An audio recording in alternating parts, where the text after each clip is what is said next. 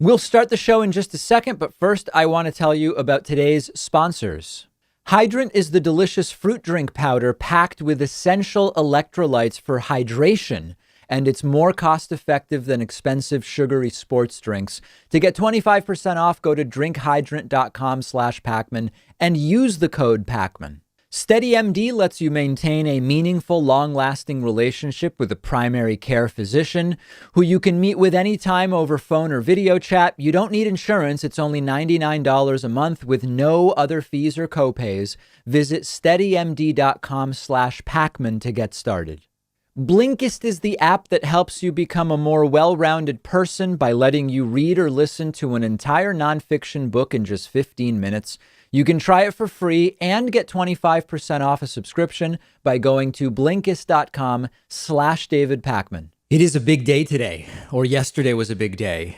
Donald Trump conceded the election to Joe Biden. Now, I'm not going to clickbait you guys. Donald Trump did not say, I concede to Joe Biden. That is not something Donald Trump is likely to ever say. But what Donald Trump did say yesterday is, listen, I'm still suing people, but my administration is going to move forward and allow the formal transition to take place for now. This is Donald Trump, and this is the closest we may ever get to a concession from him. He's not saying he lost. He's not saying Biden won. He's still going to file lawsuits, but he is allowing the transition to start, which frees up money for Joe Biden to start the transition. And he reportedly did this after being told by close confidants, including his chief of staff, Mark Meadows, it's time to start moving on. There is no path. There's really nothing else. It is time to start moving on. Now, recall that Donald Trump was holding up the transition. That was Emily Murphy from the GSAs to sort of formally put in place. This is the General Services Administration. They didn't start the process. Emily Murphy is a Trump administration official. Trump had not directed her to start this process because Donald Trump hadn't conceded, and the pressure continued building. And finally, after weeks yesterday, Donald Trump tweeted, I want to thank Emily Murphy at GSA for her steadfast dedication and loyalty to our country. She has been harassed, threatened, and abused, and I do not want to see this happen to her, her family, or employees of GSA. Our case strongly continues. We will keep up the good fight, and I believe we will prevail. No, you won't. Nevertheless, in the best interest of our country, I am recommending that Emily and her team do what needs to be done with regard to initial protocols, and I have told my team to do the same. So for Donald Trump, this is admitting defeat. This is the concession. Nothing else now needs to happen. Nothing else needed to happen, even without this, even without the formal transition. Joe Biden would become president on January 20th. But now there is simply nothing else. And Donald Trump says he will keep fighting. He says he still thinks he won. He's even saying he thinks he will prevail. But he is allowing the process to start. Now, on the other end of this, Emily Murphy wrote a letter to the Biden campaign, and it is just comically unprofessional and self-serving. It is all about her, which I guess runs in the Trump administration. Emily Murphy wrote that all the media reports about her are wrong. She was not acting politically. She did nothing incorrect. She has to ascertain the apparent results of the presidential election, not impose the president-elect on the country. She points out she doesn't certify the winner. She doesn't pick the winner. There were legal challenges. And I have to tell you guys, this is all complete and utter nonsense. She claims she can't do anything until results are certified. That's not true. In every election, the results are not really, truly, fully certified until the electors vote in December. And yet somehow in 2016, GSA started the transition in November. In 2012, there was no transition, but the results were, as far as the GSA was concerned, clear within days of the election. Same thing in 2008, same thing in the year 2000. This is absolute and total nonsense. The whole letter that she wrote is a self-aggrandizing mess, which you can read in full if you're so inclined. I don't find it necessary to give you the full contents of the letter today. Bottom line is this. Donald Trump had close aides go to him and say, it's time. We have to move on. There's really nothing else that we can do. Donald Trump, without saying, I lost fair and square, without saying Joe Biden will be president, he said, go ahead. And now she says, Emily Murphy, go ahead. And this is it. This entire interim period will be an asterisk in the history books of one of the most dystopian, authoritarian attempts to steal the election. It will obviously be unsuccessful. We knew weeks ago that it would be unsuccessful. And now with the start of the formal transition, $6.3 million is freed up for Joe Biden's transition. Another $1 million is freed up for what's called appointee orientation. Bing, bang, boom, things are moving ahead fully and completely at this point in time. This is the closest thing we are ever going to see to a concession from Donald Trump.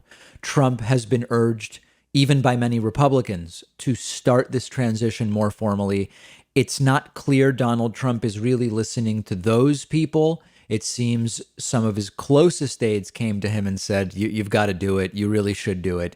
And it is happening, and we are one step closer to moving on from this national nightmare of a complete and total fiasco. And the questions that remain are really sort of academic questions, right? What will Donald Trump do between now and January 20th?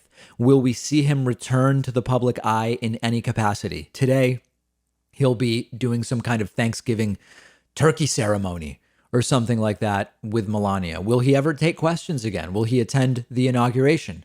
Will he ever invite Joe Biden to the White House? We don't have the answers to these questions. The answers are largely irrelevant to the broader priorities of the country at this time. Joe Biden is moving forward. He continues to make cabinet selections.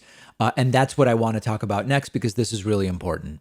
Joe Biden is going full speed ahead with his cabinet. Yesterday, we talked about 3 selections: Secretary of State, National Security Advisor, and Ambassador to the United Nations. Today, we have 3 more, actually 4 more to tell you about, which I will do momentarily.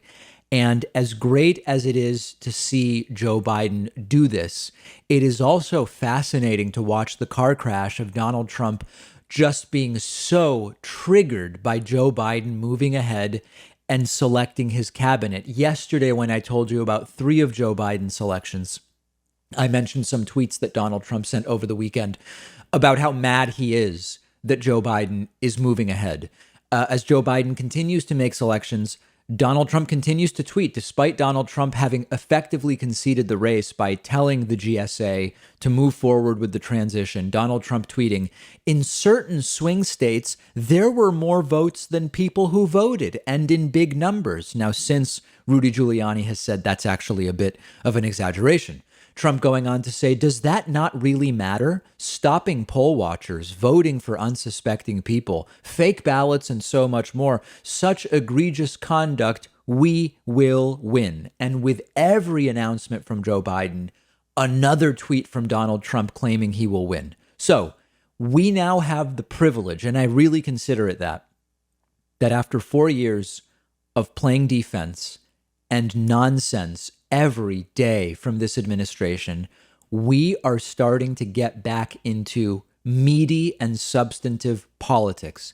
Selections of people who are actually qualified to be in the positions for which they are being selected.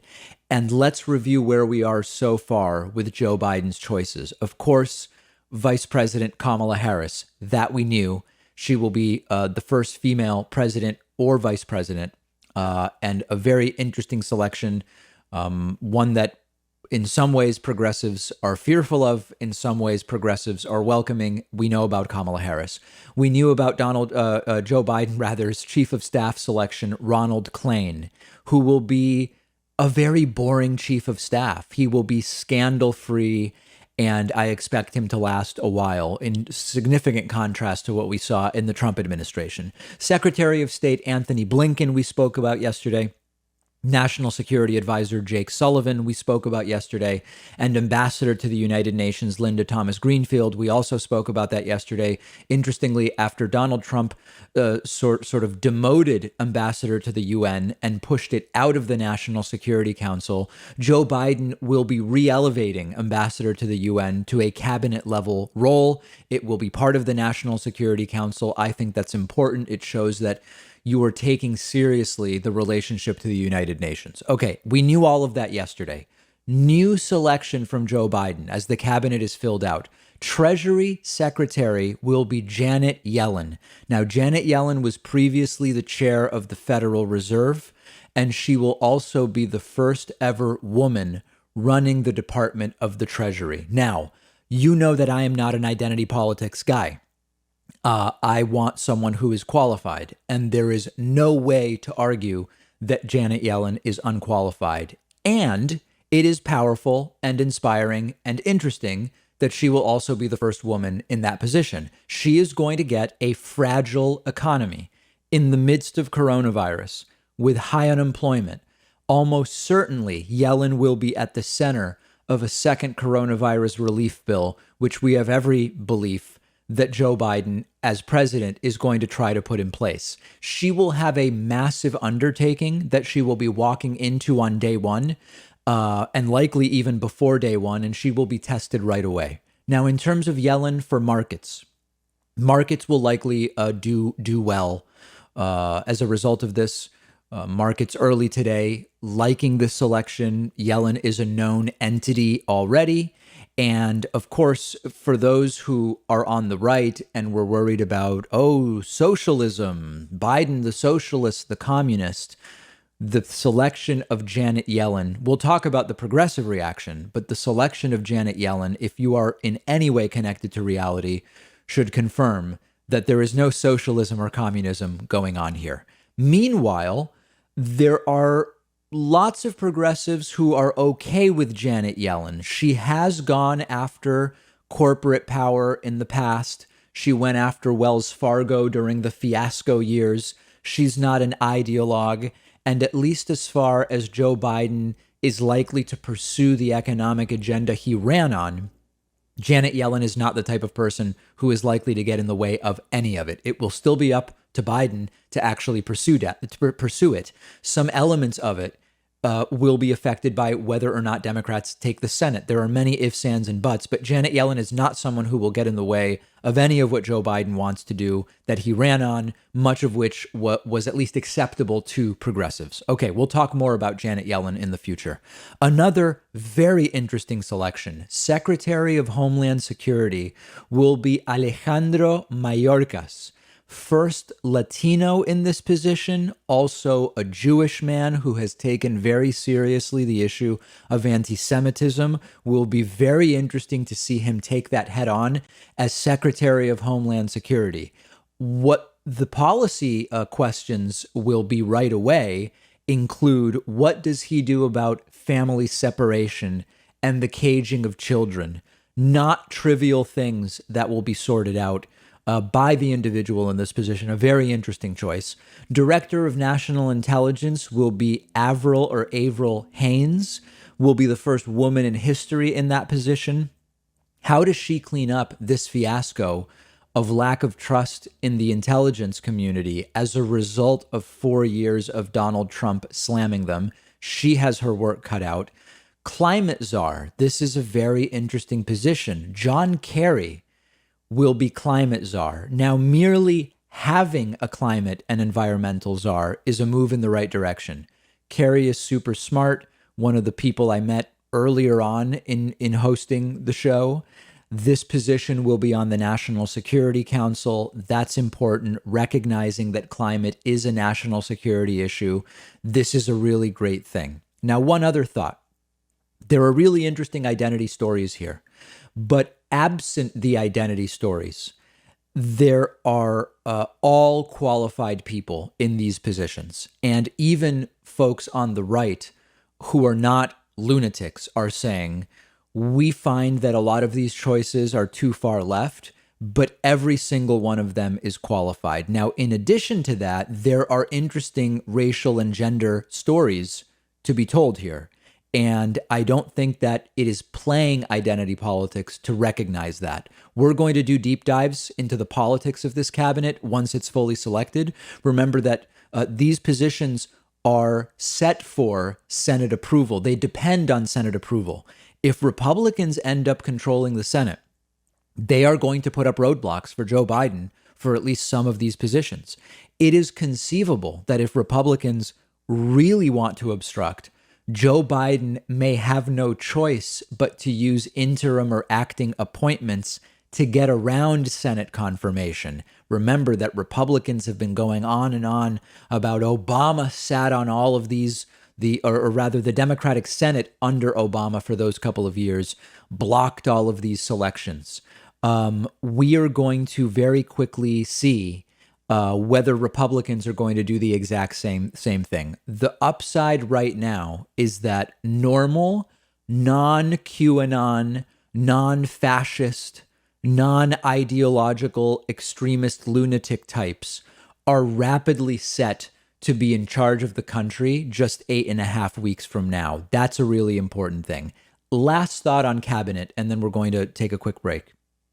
Anti-Semitism is already going crazy because of the selections. There are some Jewish folks who are going to be part of Joe Biden's cabinet and staff. Ronald Klain, his chief of staff, is a Jewish guy. Kamala Harris's husband is Jewish. He will have no formal role, but anti-Semites don't care about that. Janet Yellen is a Jewish woman. Alejandro Mayorkas is a Jewish Cuban guy. The usual suspects are already very upset about the number of Jews here, and we are already seeing that boil over in some of the right-wing enclaves of the internet. The groups that track anti-Semitism online are already aware of it. And that, listen, we'll have time to talk about that, but that is rearing its ugly head once again. Let's take a quick break. Let me know your thoughts about some of these choices. I'm on Twitter at @dpakman. I got a bunch of emails, people saying, David, you sound sick today. No, I'm just at a different studio, different location for the Thanksgiving week, using a different mic. I sound a little different. I'm not sick as of now. Could wake up sick tomorrow, but I'm not sick. We have not lost the studio. We have not been kicked out. The show is not circling the drain. I am just elsewhere this week. And we have a very, very busy week of shows upcoming. The David Pakman Show at davidpakman.com.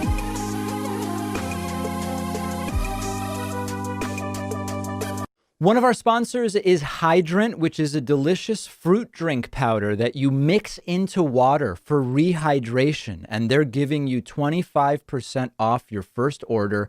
It's made with 4 key electrolytes that the body needs, powerfully supporting your hydration.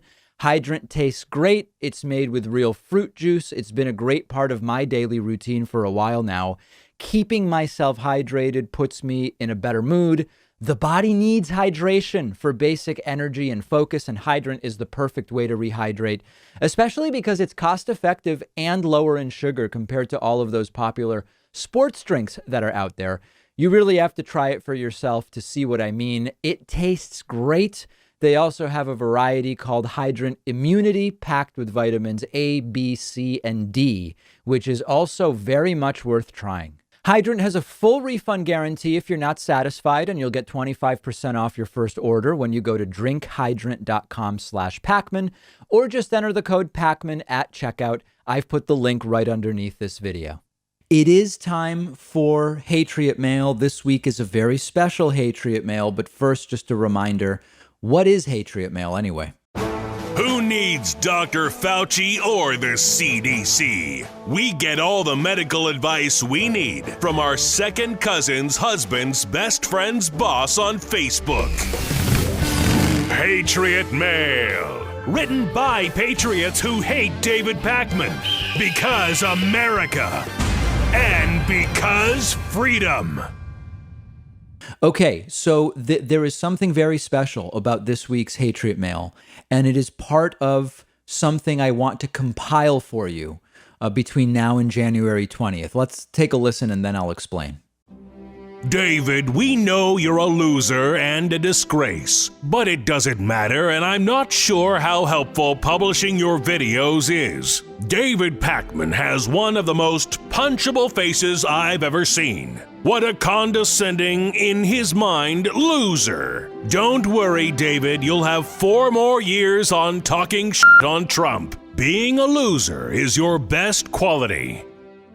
Yeah, I want to compile all of the people still telling me we are going to get another 4 years of Trump. Joe Biden is not going to be sworn in on January 20th because I'm still getting these emails and comments and tweets and Reddit posts and all of it. And, at first I naively was thinking, when Joe Biden is sworn in, these people are all going to come to a big realization. They're going to finally realize they were wrong. No, they won't. They'll just say it was rigged and Biden is an illegitimate president. They're never going to say, you know what, I guess we were just wrong. We were wrong when we said, when I said Trump would overturn it, I was simply wrong. No, they'll say, well, it should have been overturned, but it was rigged and Biden stole it and blah, blah, blah. They will never concede or accept that they were simply wrong. The best way to fight patriotism continues to be to use the coupon code HATRIOT40, HATRIOT40. When you get a membership at joinpakman.com, you save and the Hatriots cry every time that happens. I want to talk a little bit about a piece that Joel Mathis wrote in The Week about how Donald Trump just can't stand that Joe Biden is stealing the spotlight from him. And Trump's been hiding out at the White House and at his golf courses, but that's actually making the problem even worse. And Joel Mathis in his piece likens it to Norma Desmond in Sunset Boulevard. And you might remember in Sunset Boulevard, Norma Desmond she ends up long after she is no longer the Hollywood star that she once was. She's surrounded by sycophants and enablers and yes men and yes women long after she stops commanding any respect, sort of living out a fantasy, living out a fake existence, for lack of a better term. And the analogy here is that Donald Trump's behavior only makes sense if you go beyond questions like, could this strategy work to steal the election from Joe Biden? Does Trump really think that he actually won Pennsylvania? Once you get beyond those initial questions and you go to, well, what Trump is doing here is desperately trying to cling to the spotlight, both for ego and vanity, as much as fears of being investigated and potentially prosecuted after he's out of office. That's the framework in which this starts to make sense. And the more that the spotlight turns towards Joe Biden, the angrier that Donald Trump gets, which explains his tweets over the weekend saying, why is Joe Biden forming a cabinet? Why is Joe Biden moving ahead when we still are fighting this and we actually won? And the reality is that this is when the spotlight should be turning to Joe Biden for 2 reasons. Number one, in general, when you have a new president-elect, the president that's outgoing is called a lame duck president. That's because while they are still president, the next 4 years are going to be decided upon from an executive, from the executive branch standpoint, by Joe Biden, not by Donald Trump. And so Donald Trump has these waning days during which he is president. So in general, the attention now turns to the president-elect. What is the cabinet going to look like? What are the day one priorities? What are the 100-day priorities, et cetera? But Donald Trump is exacerbating the speed at which the spotlight is turning to Joe Biden because Donald Trump isn't even working anymore. Trump stopped doing presidential work months before the election. He was just campaigning, not dealing with coronavirus, not getting his PDBs, presidential daily briefings, and he's barely been seen in public since the election. He's scheduled to do some kind of turkey thing today related to Thanksgiving. He's not actually taken questions since the election. It's probably been about a month since he's taken press questions. We have a 100-year pandemic, which Trump all but ignored, and Joe Biden has a coronavirus task force and is taking it seriously. So, of course, Americans in the media are turning to Joe Biden. If you look at Joe Biden and Trump, only one of them is still dealing with coronavirus or is dealing with coronavirus, and it's Joe Biden. So who are you going to turn to? Joe Biden is the one choosing a cabinet that is going to have to lead us out of this mess economically and from a public health standpoint. So of course, that's what we're talking about and evaluating. Is Joe Biden making the right choices or not? And how are these people going to govern that Joe Biden is selecting? So when Trump doesn't recognize Biden's win, finally now allowing the formal transition to start, which is the closest we're going to get to a concession from Trump, while still claiming that he actually won, he is desperately trying to cling not just to the presidency, but to the spotlight because of his ego and his narcissism. And Joel Mathis does point out that some of this is the media's fault by continuing to talk about Joe Biden's apparent victory and the network, the networks like OAN and Newsmax not even using the term apparent victor and just placating any insane notion about Donald Trump being the actual winner. They do encourage the system to keep it going, but it's mostly Donald Trump. And we know Trump hates being ridiculed. We know Trump hates being mocked. And we saw that with his quick distancing from that whacked out lawyer, Sidney Powell, when she went on Newsmax and said there would be evidence of biblical proportions soon to prove fraud. She was instantly fired. And in fact, it was one of these retroactive, she never really was working for us anyway, because the mockery is what got to Donald Trump. That does actually get to him. So it's possible that more mockery of Trump will get him to maybe to actually use the term I concede and call Joe Biden. But all that really matters is that Donald Trump yesterday did finally say via Twitter, I'm allowing the transition to happen formally, even though I'm going to keep fighting. And eventually, Donald Trump will leave regardless. Joe Biden will still become president, but it's going to be all the more embarrassing for Donald Trump. In the meantime, the best we can do is all move on to talking about Joe Biden's plans, his cabinet selections, his coronavirus task force, and we're doing it. And I have to tell you, as I've said before, Trump would be better. Another 4 years of Trump would be better for the business of the David Pakman Show. There's no doubt. It would be worse for the country. And I am actually enjoying starting to look into the backgrounds of Joe Biden's cabinet picks. What is Joe Biden likely to do on day one via executive order? What is Biden going to do in his first week in terms of the virus? What are the first 100-day priorities? How is Biden's Secretary of Homeland Security going to deal with immigration policy? We're actually getting back into substance. And I heard from a bunch of people yesterday, longtime viewers of the show, who have said, I've been a fan for a long time. I love what you do. But I am already feeling a breath of fresh air in just getting back to talking about policy, even if we don't agree with everything Joe Biden does, as certainly we will not. The guy who looked at the solar eclipse, his time is up. The guy who suggested bleach injections, sort of like a cleaning to treat the virus, he is going to be leaving. The guy who used the Sharpie to adjust a hurricane map for political gain, he is exiting stage left in 8 weeks, and we are all the better for it. And we are going to continue moving forward. And I am glad to say that hopefully progressive media is on the path to becoming dramatically more substantive as we get closer and closer to Joe Biden's swearing in. Make sure you're following us on Instagram at David Pakman Show. And while you're there, you can follow me on Instagram at david.pakman as well. The David Pakman Show at davidpakman.com.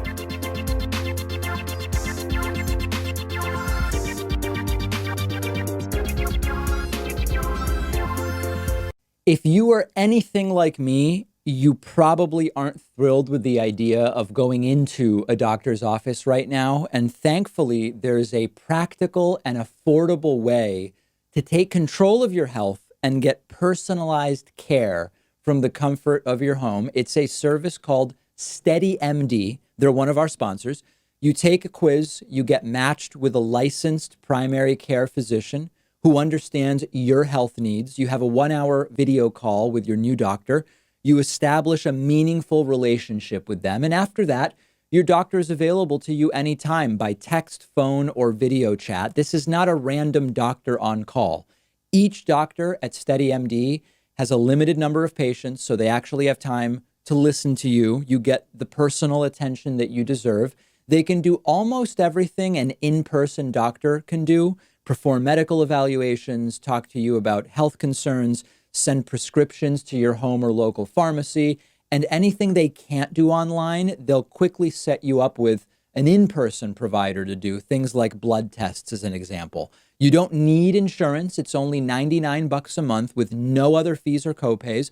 There are so many practical advantages to using SteadyMD for primary care, and it's also so much more affordable. Go to steadymd.com/Pakman to take the free quiz, see which doctor is right for you. I took their quiz. They matched me with a doctor who specializes in my particular health needs and situation. The doctor they gave me is a really perfect fit for me and my medical needs. There's no risk, no commitment to get started. Just click the link right underneath this video.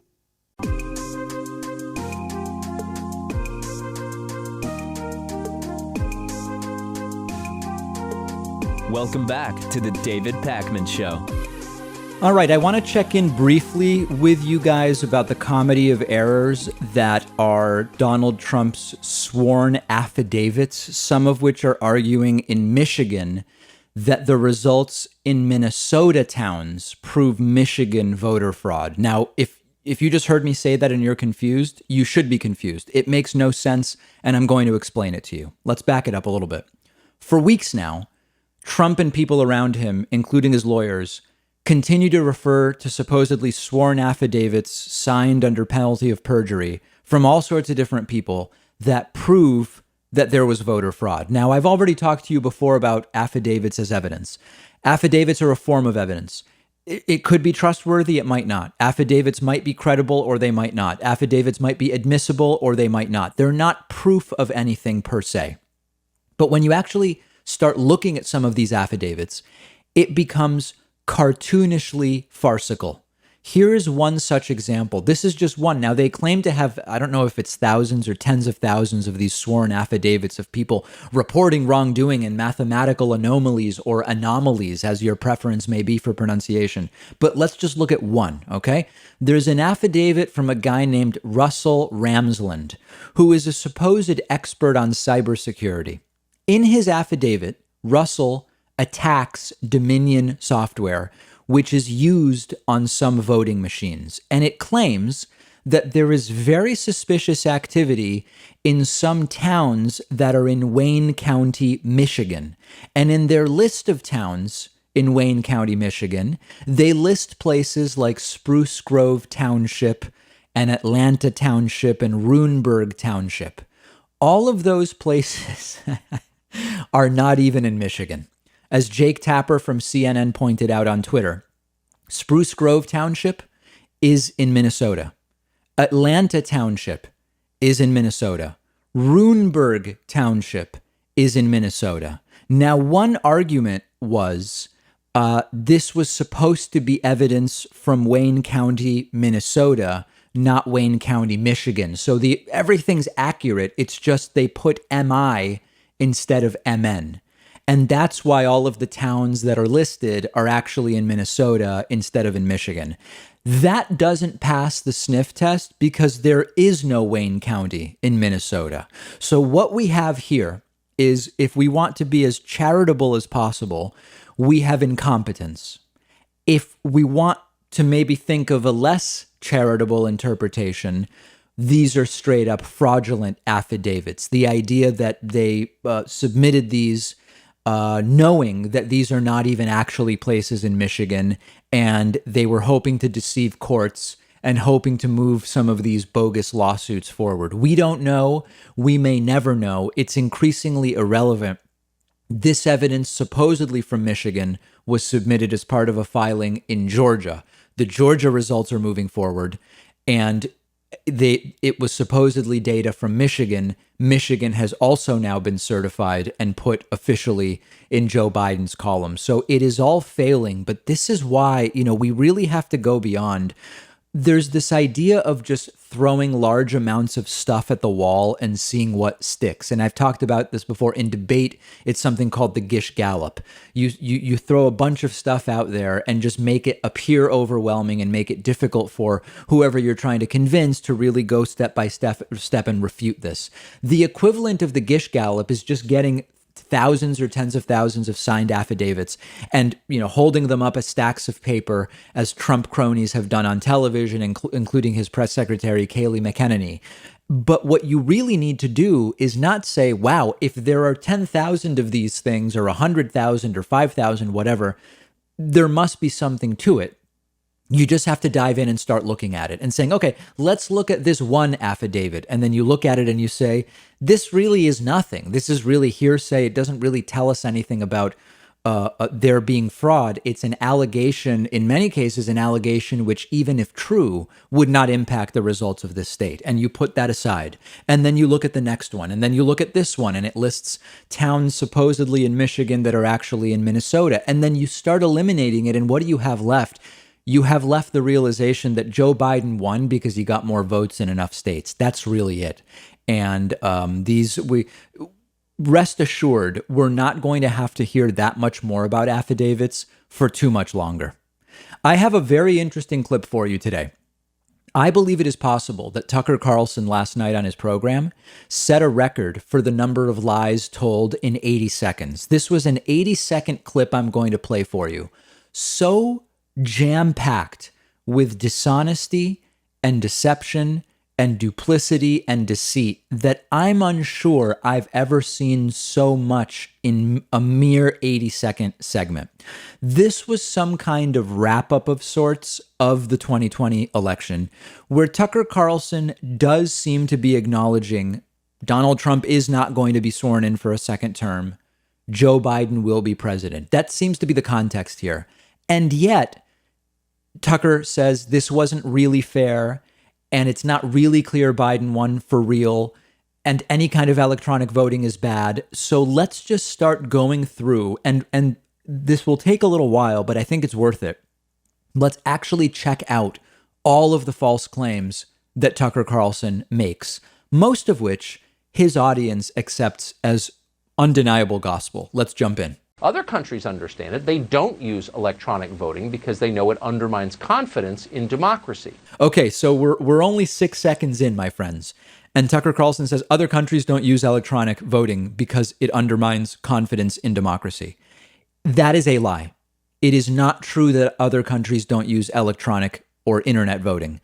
It is used in Argentina, Australia, Belgium, Brazil, Canada, Estonia, France, Germany, India, Italy, Namibia, the Netherlands, Norway, Peru, Switzerland, the UK, Venezuela, and the Philippines. That's, I think, 23 countries or so. Lithuania and Malaysia are in the process of rolling out some electronic voting. So it is a lie that electronic voting is not used elsewhere. And it is used in countries that are all over the spectrum in terms of level of development, all over the spectrum in terms of culture, size, wealth. So that's the first lie, 6 seconds in. It took me a minute to refute it. So you understand why this is so difficult. Let's continue. A system cannot function if no one trusts the vote. And that's true here too, as we're finding out. Going forward, we need to find out exactly what happened in this month's presidential election. So Tucker there says no one trusts the vote, and we need to find out what happened. This is part of the story that we just have no idea what went on. And until courts weigh in, we're just not going to know anything. We know what happened. Joe Biden won. He won by way more than Trump's margin of victory in 2016. Joe Biden won with a 6 million popular vote victory. Donald Trump won electorally with a 3 million vote loss in 2016. We know what happened. The uncertainty is part of the deception. Let's keep going. We need to find out no matter how long it takes the investigation to unfold or how much it costs. And once we get answers from that investigation, we ought to revert immediately to the traditional system of voting, the one that served our democracy for hundreds of years. What we're doing now is not working. There is no evidence that what we're doing now is not working. That is untrue. This is literally retrograde conservatism. You know, the idea of just doing things the old way for the sake of doing things the old way for no real reason. Go back to what we used to do, period. This was a highly secure election by all serious measures. Trump's head cybersecurity guy, Chris Krebs, was fired for acknowledging this was a relatively secure election. Certainly none of the errors or problems affected the results. That he was fired, okay? Tucker is lying to you. Let's keep going. That's an understatement. As of tonight, the state of New York still hasn't managed to count the votes in 5 House races, thanks to mail-in voting. So there, Tucker Carlson says, thanks to mail-in voting, the full vote hasn't yet been counted in some New York House races. Now remember, we were talking about electronic voting. This entire segment was about electronic voting, and now Tucker pulls in, out of nowhere, mail-in voting. He's not actually saying get rid of mail-in voting, right? Because that's been around for a very long time. That's not new. That there was just more of it this year because of the pandemic. So this is Tucker deliberately, or maybe through ignorance, I don't know, mixing electronic and mail-in, but none of this segment was even about mail-in voting. Now, it's true, there is not yet a full count in from some New York House races. That is accurate. That's more because of the rural nature of large parts of New York and New York-specific rules. It's not because of mail-in voting in principle, and it's certainly not because of electronic voting, which was also the subject of this segment. So again, very, very deceptive. That's a disaster. Let's stop pretending that it's not. But at the same time, we shouldn't let our focus on voting machines distract us from all that happened earlier this month. The 2020 presidential election was not fair. No honest person would claim that it was fair. On many levels, the system was rigged against one candidate and in favor of another. And it was rigged in ways that were not hidden from view. We all saw it happen. So if this election was rigged, it was rigged in favor of the incumbent, Donald Trump. In a sense, it's always rigged in favor of the incumbent because of the power of incumbency. We've talked about this before. Tucker is not telling you that, though. He's just generally saying it was rigged for Biden, and then he gets into some real whoppers in explaining what he means by that. The media openly colluded with the Democratic nominees. Joe Biden and Kamala Harris refused to explain what they would do if they were elected. That's never happened before in any presidential election in American history, but the media allowed them to do it.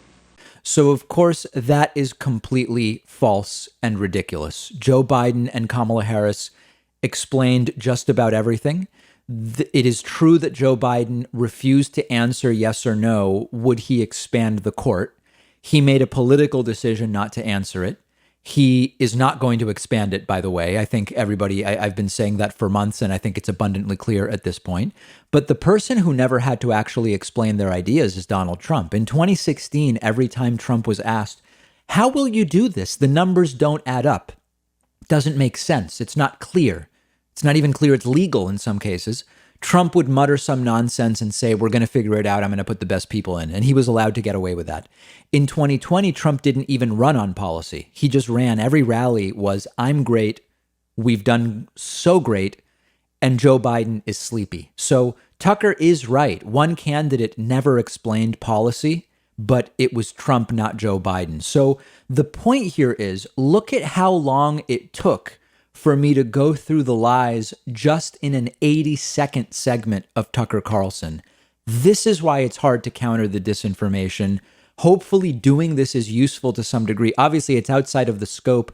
To counter an hour of Tucker a day would take me 4 hours, right? It's not practical. But just as an experiment, because we had this jam-packed 80 seconds riddled with lies, understand how difficult it is to counter the disinformation. The David Pakman Show at davidpakman.com.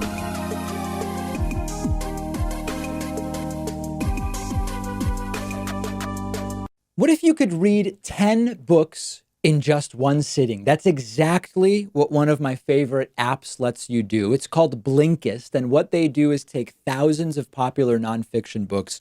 They condense them down into text or audio that you can consume in 15 minutes.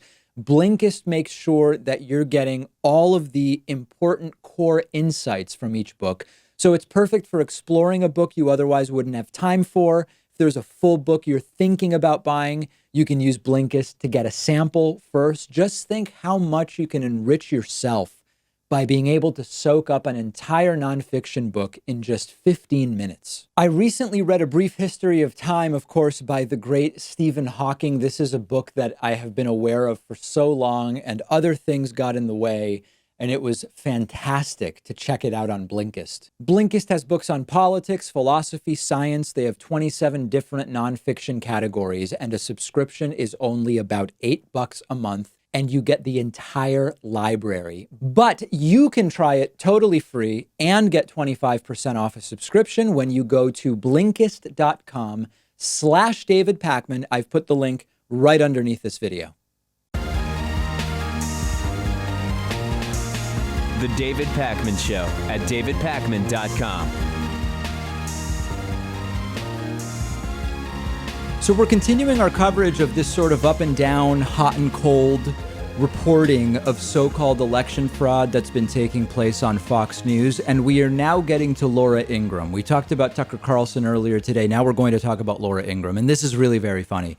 You are going to see video now of Laura Ingraham very slowly and carefully and gently explaining to her audience, Donald Trump is not getting another 4 years.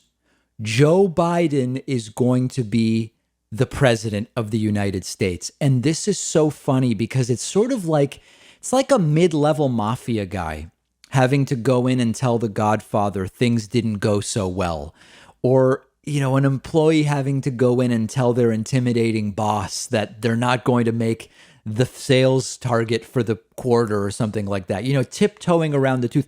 Listen, sir, we really put in our best effort. It's starting to look like maybe through no fault of our own, the bad guy might have gotten away or something like that. And she has to speak to her audience almost like they're not all there. But she does tell them, I would be lying if I kept pretending that Donald Trump was going to figure out how to get a second term. Now, where she is still being deceptive is that it was just as deceptive 2 weeks ago to pretend like Donald Trump might be on his way to a second term. We knew he wasn't.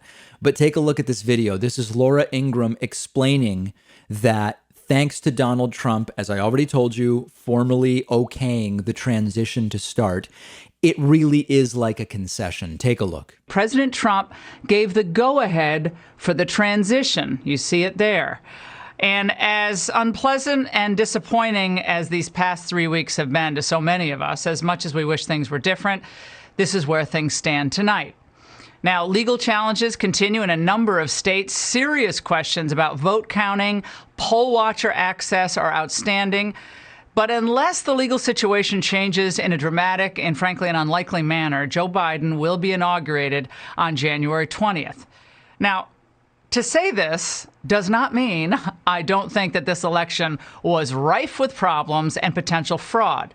And to say this does not constitute being a sellout to the conservative populist movement that I've been fighting for, 25 years. You know how some people sometimes get mad at me when I issue these disclaimers, when I cover certain stories? I'll say, you know, listen, I'm going to tell you an example of a Fox News a reporter telling the truth, but this doesn't mean we like Fox News now, and it doesn't mean I'm in favor of Fox News.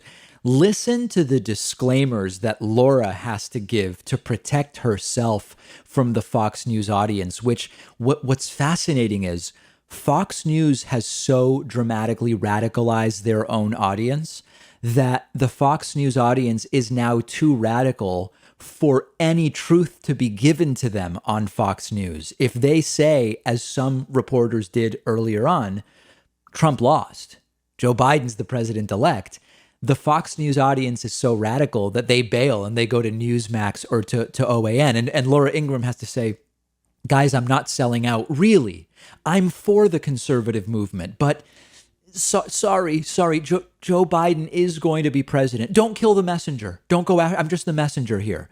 And as I was watching, that's what I was thinking about. And the other thing, by the way, imagine being someone who you're watching this episode last night, and this is the first time you're hearing anyone say to you, Joe Biden really is going to be president. Like, we know Trump convinced 86% of his voters that Joe Biden actually stole it. And we know Donald Trump convinced 60% of his voters that these bogus legal challenges really are going to overturn the election results. I'm imagining someone who hasn't paid attention to actual news for the last 3 weeks and thought Trump is about to overturn this thing. What are they going through? Turning on Laura Ingraham last night and being devastated and shocked to hear that on November 23rd, for the first time, they are being told, guys, Joe Biden really is going to be president. Bizarre alternate universe that some people are living in. Let's watch a little bit more of this. And she keeps doing these hilarious disclaimers and apologies. And it does not mean that I disagree at all with the president's right and obligation to pursue all legitimate legal challenges to this outcome. To say this constitutes living in reality. And if I offered you a false reality, if I told you that there was an excellent, phenomenal chance that the Supreme Court was going to step in and deliver a victory to President Trump, I'd be lying to you. Now, you've known me for a long time now, and you know me long enough to know that I will not lie to you or simply tell you what you want to hear. The funny thing is, all these Fox News people have been offering false realities for weeks. It's like performance art. She says, I wouldn't lie to you. I wouldn't deceive you. I'm not going to tell you as of November 23rd, yesterday, that Donald Trump really has a shot. But what she and Tucker and Hannity have been doing for weeks is exactly that. It's no more wrong now than it was 2 weeks ago. When they were saying, here is Donald Trump's path. Here is the way that Donald Trump could ultimately be president. You had to be a fool to fall for it then, just like now. It's no clearer now than it was 2 weeks ago that, of course, Joe Biden is going to be the next president. He's been the apparent winner for going on a month or just short of it. I am curious to see what Fox News sort of looks like over the next couple of months. How much do they continue to kowtow to and placate their more extreme audience, the types of people who, for the first time ever, were hearing yesterday from Laura Ingraham, hey guys, by the way, Joe Biden's going to be the next president. There is a really big deal being made out of a breaking story from investigative reporter Carl Bernstein of Woodward and Bernstein fame about 21 Republican senators who privately have been saying anti-Trump things. And I am here to tell you, I do not care. If they don't say it publicly, and they didn't say it publicly for the last 4 years, who cares that they were privately willing to say it to Carl Bernstein? There's a couple possibilities here. Either they weren't saying it publicly because for a while they supported Trump, or they weren't saying it publicly because they thought that it was better for their own careers to shut their mouths. Either way, their silence was terrible for the country for the last 4 years. But we'll come back to that, okay? Carl Bernstein tweeted yesterday, and dozens of articles were written about this. The 21 Republican senators who have privately expressed their disdain for Trump are Portman, Alexander, Sass, Blunt, Collins, Murkowski, Cornyn, Thune, Romney, Braun, Young, Tim Scott, Rick Scott, Rubio, Grassley, Burr, Toomey, McSally, Moran, Roberts, and Shelby. Of the people on Bernstein's list, some did actually criticize Trump publicly, like Ben Sass, John Cornyn occasionally, Lisa Murkowski, certainly Mitt Romney. But I have to tell you, I'm finding myself completely underwhelmed by this. Donald Trump has represented an existential threat to the American system of democracy and government and way of life for 4 years.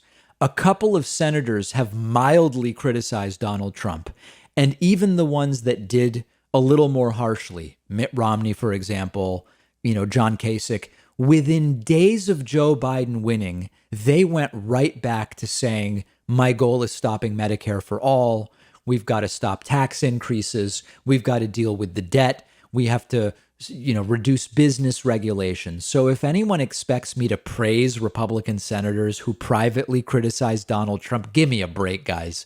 Imagine if from day one of this presidency, or 6 months in, whenever it was abundantly clear to everybody that this was a disaster, imagine if early on 21 Republican senators had actually stood up regularly and strongly criticizing Donald Trump. That actually could have made a difference. Instead, now that Joe Biden has already won, we hear, 21 of them said things in private about Trump to Carl Bernstein. Give me a break. These people are pathetic. Now, one other aspect of this. Trump and Republicans love to say it's the left that doesn't allow dissenting opinions, and it's the left that doesn't want to engage in the battle of ideas. These 21 Republicans, if it is true that they really didn't like what Donald Trump was doing, they partially stayed quiet because they were too scared to say anything. They were afraid of being outed publicly as not liking Donald Trump when Trump was still riding high.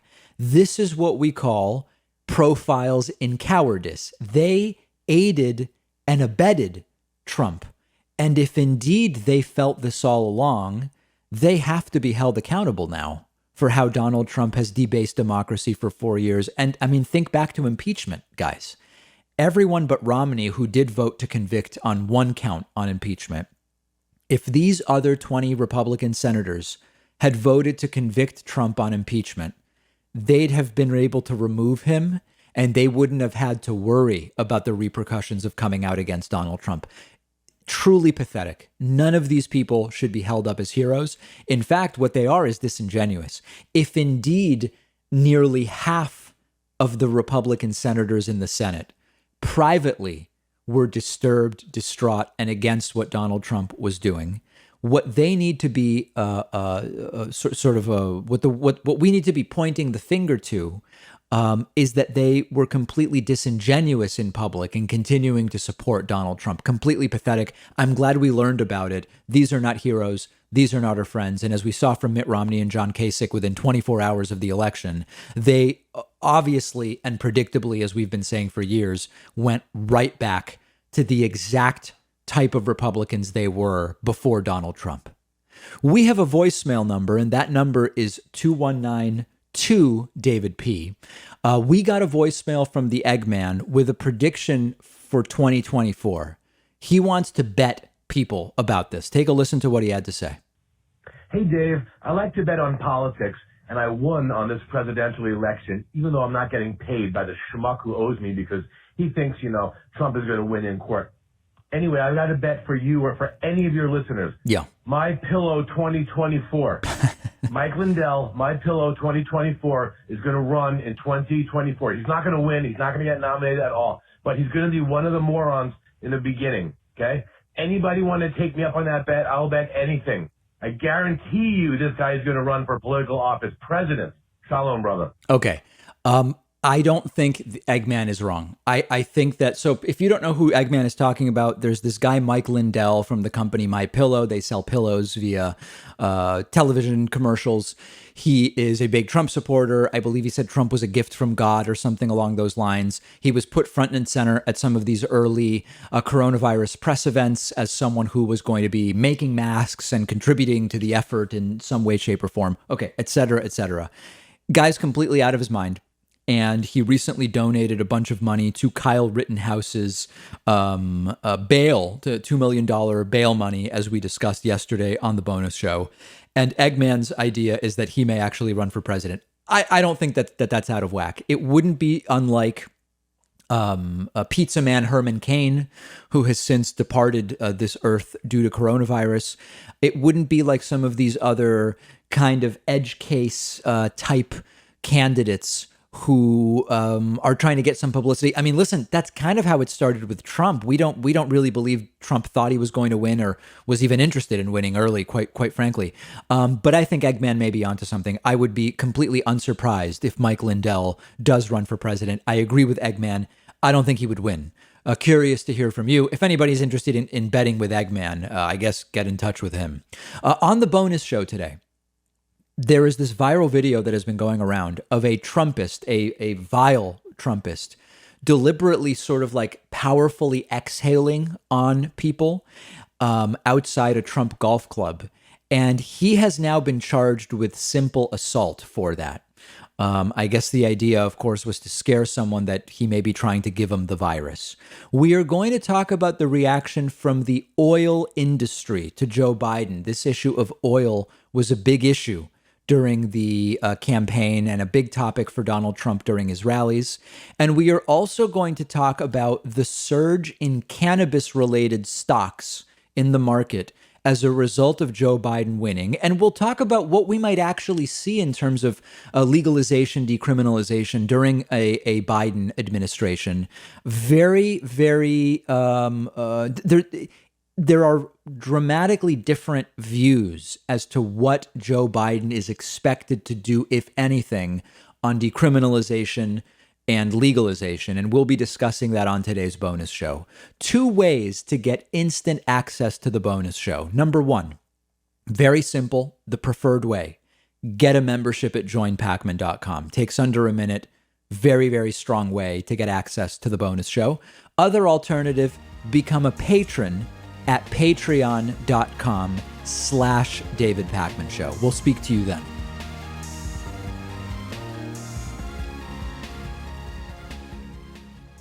Thanks a lot for watching today's show. I just want to take a second to tell you about today's sponsors.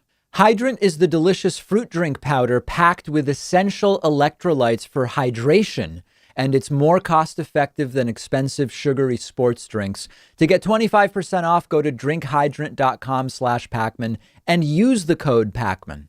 SteadyMD lets you maintain a meaningful, long-lasting relationship with a primary care physician who you can meet with anytime over phone or video chat. You don't need insurance. It's only $99 a month with no other fees or copays. Visit steadymd.com/Pakman to get started. Blinkist is the app that helps you become a more well-rounded person by letting you read or listen to an entire nonfiction book in just 15 minutes.